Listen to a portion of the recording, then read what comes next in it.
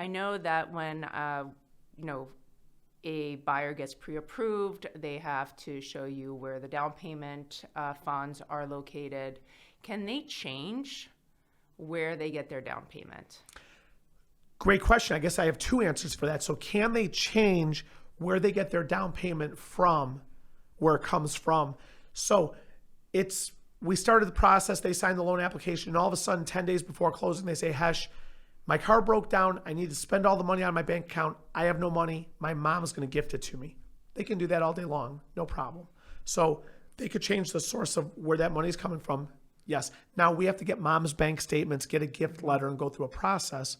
But yes, they can do that. Now, if it's, I verified it was in their Bank of America bank account ending in 1234, and that's where the funds are at.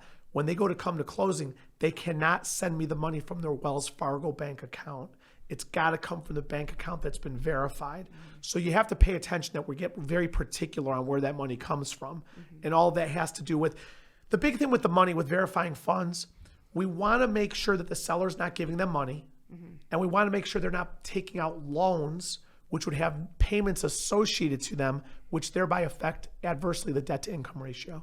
I've had people say it's like anti-money laundering and this and that and the other. And that sure sounds like a lot more interesting. Yeah. But we want to make sure the seller's not giving you money. We want to make sure you're not taking out loans. Got it. Pretty cut and dry. But we're kind of crazy at verifying. Got it. So if I were to change it, make sure I tell you a few days ahead of time so you can verify. 1,000%. I always tell people, give me 10 days advance notice. 10 days. When I get within 10 days of that closing, it better all be in.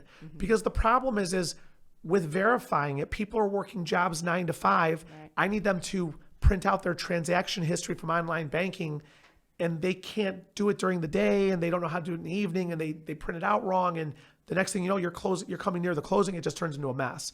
So you want to try to finish everything up within about 10 days of closing if you can. Okay, we'll keep that in mind.